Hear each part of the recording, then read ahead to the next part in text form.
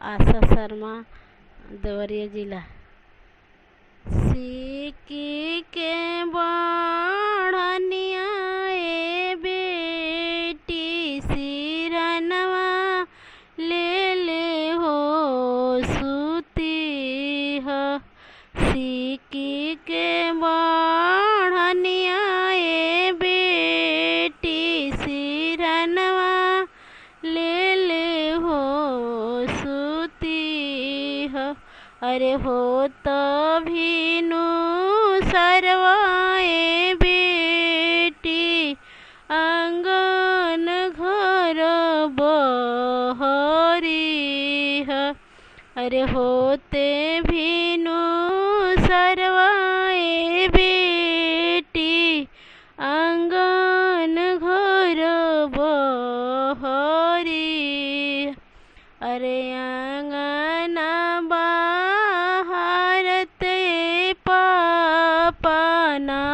नवा गिरे हो लोरिया।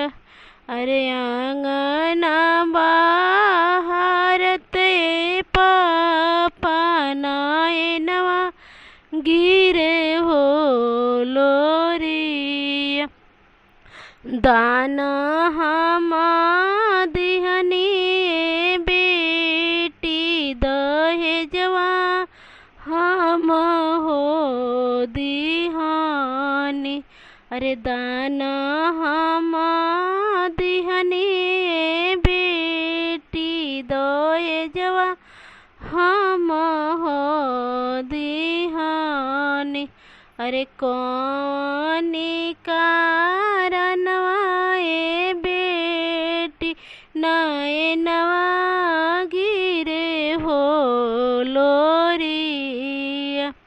दानया पाले पापा दहेजवा आपन हो लेली। दानया पान ले पापा दहेजवा आपन हो लेली। अरे कार के चढ़वैया ए पापा दामाद रूसी हो गईले। अरे अंगूठी के पहिनैया ए पापा दामाद रूसी हो गईले। अरे घड़ी के पहनवैया ए पापा दामाद रूसी हो गईले। अरे सिक्की के बढ़निया ए बेटी सिरनवा ले ले हो।